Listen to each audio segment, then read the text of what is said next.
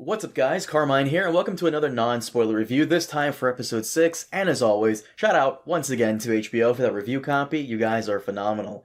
Now, before you ask, is the ending of episode 5 at all referenced in this, or is it somewhat mentioned? And, let's just say I wouldn't get your hopes up. Let's get into it. Before that, this video was brought to you by me. Make sure to hit that like and subscribe button and follow us on socials. All links are in the description below. So off the bat, I have to say that this is somewhat of a weird episode, and that's not to say it was bad. It wasn't. Far from it, actually. I actually did enjoy it, but at the same time, I read the Fire and Blood history book, so a lot of the major changes presented here I expected. It felt weird to me because this seemed like the beginning of another season, not the midway point as something that's already been on the air for quite some time, if that makes any sense. I know a lot of reviewers were somewhat taken aback by the sudden time jump without much fallout from the last episode, and yeah, that will most likely be in your head throughout the entire episode, and that's where I have a problem. It seems like quite a bit of things have happened throughout the last 10 years, specifically after the wedding between Laenor and Rhaenyra, but they don't really go into detail that much, which frustrates me. And I know I'm not alone when I say I think we should have had at least one more episode in the past to see the fallout of that wedding and how the characters move into the 10-year time skip, but what are you gonna do? And I feel like I have to reiterate this, it really does feel like we're missing an episode here, specifically with Rhaenyra and the accusations made against her. Now, I won't go into too much detail, of course, because this is the non-spoiler review, but it was mentioned in the episode 6 preview, so I'll mention it here as well. There are rumors that Laenor isn't the father of her children, but instead it's Harwin Strong. Okay. The problem with that is that I could believe these accusations just fine if we, the audience, had scenes between these two characters multiple times, but instead, I believe they've had actually less than 2 to 3 minutes of screen time together. I'm not even kidding. I actually went back and counted. They don't have that much screen time together. It's like, what, 2 minutes, maybe? Not even? Now, what's interesting here is that this does fall in line with the books, but that's just a historical account. I would have wanted Ryan Condal to have given us scenes of them together to give some level of credibility to the accusations, but we're just kind of left to wonder if they got to know each other better during the time skip. Now, some people would argue that that's the point of the whole mystery behind the kid's parentage, which, okay, I get that, but at the same time, I would have liked it for them to make the accusations somewhat reasonable by showing them together, which they almost never were, so there it is. And, of course, we have a lot of new characters and the switch for the Alicent and Rhaenyra actresses. How were they?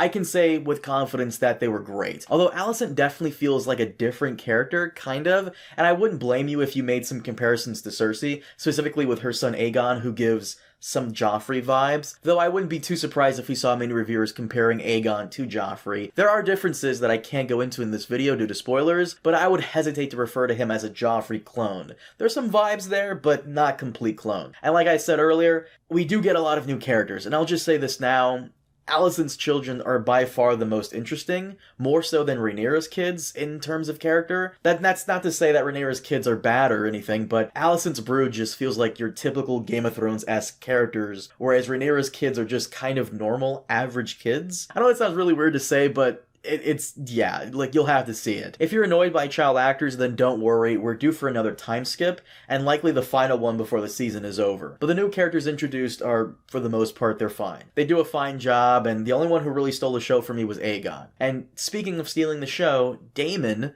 didn't really do that this episode, for once. And I almost kind of miss his craziness. Although I do understand we can't have that every episode, but he's become somewhat tamed. And I do wonder if we'll be getting any more of that usual Daemon unpredictability going forward, but we'll have to see. All that being said, the only thing I wasn't a fan of is how a lot of what happened in the last episode is not really addressed in detail, and it does feel like we're missing a whole nother episode. If anything, this was mostly set up for the rest of the season, and as a means to introduce new characters and their interpersonal conflicts and all that, which I'm fine with, but like I said before, it does feel like a completely different season than the midway point of a show already going on. I still stand by episode 3 and 4 being my favorites so far, with episode 2 being the weakest, but this one here was interesting, to say the least. It wasn't bad, I enjoyed it, but I do want to watch it a few more times to get a more of a definitive opinion on it. It's definitely a step up from the last episode. What I'm mostly curious about is how casual fans will take the time skip and introduction of brand new characters. And before we end the video, someone on my Patreon asked a very good question, and it's something I've been saying this entire season.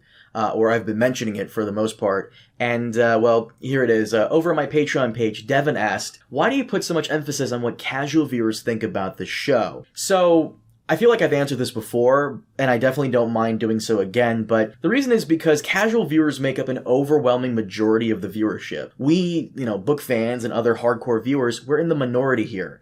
We know all the story beats and what to expect, and we're here because we enjoy the source material. Casual fans are here because they're looking to be entertained, and they're looking for a good time, which is fine, it's fair. If the show fails to deliver on any of that, then they don't come back and watch, and we don't get any more seasons or spin-offs. This is the thing I was actually trying to explain to people on Twitter, because I put up a post a while back saying how we don't need all these spin-offs, and every dipshit and their mothers came crying about how I don't speak for the entire fandom. Like, yeah, no shit, of course I don't. But I'm coming from a realistic perspective here. Casual fans don't know or care about 10,000 ships or YT or whatever else. Casual fans like dragons, Starks, and snow zombies. They want the first few seasons of Game of Thrones again, and I kinda do as well, and any spin-off HBO develops needs to be strategic and cater to the wider audience and what they want. And yeah, of course, they could take a gamble and develop one of those random spin-offs about a character or a family that casuals don't know or care about, sure, but that has a high chance of not working out, and when it fails, that's the end of Thrones on television for a long time. Also, when was the last time Hollywood took a gamble on anything they weren't sure was going to be a major success? The only streaming service that's taking a chance on anything nowadays is Netflix, and they rarely produce anything decent anymore. Once again, casual fans are not here because they really like that one story old Nan told Bran in a Game of Thrones. They're here to be entertained by dragons and hot blondes, and that's what House of the Dragon needs to deliver on. It's the reason why the show opened with the whole 172 years before Daenerys Targaryen sequence. It's why we're getting so many references to the original show. It needs to resell the promise of Game of Thrones and how much you liked it. Casual fans will determine the future of the series going forward, so if this show messes up, then that's it. Another reason is that HBO is in a weird position right now because Warner Brothers Discovery, which owns them, is making some really bad decisions. So if HBO puts out something and they don't get a good return on that investment because nobody cares, that would be bad for everyone. And I wouldn't blame them for moving on to something else. It's a business at the end of the day, and they gotta make those money moves. Catering to the wider audience who already knows what they want is wise right now, especially with the recent shenanigans the CEO of Warner Brothers Discovery is pulling. But guys, that is it for today. As always, thank you so much for watching. I greatly appreciate it. If you enjoyed the video, then definitely hit that like button. It helps out a lot. Also, be sure to subscribe and leave your comments down below because I may feature it in my next video. Also, be sure to come back here after tonight's episode and let me know what you thought, because if I'm not mistaken, this may be the longest episode we've had so far. When I watched it, it definitely felt like it. Once again, let me know what you guys thought. But as always, thank you so much for watching. I'll see you all next time. Have a good one.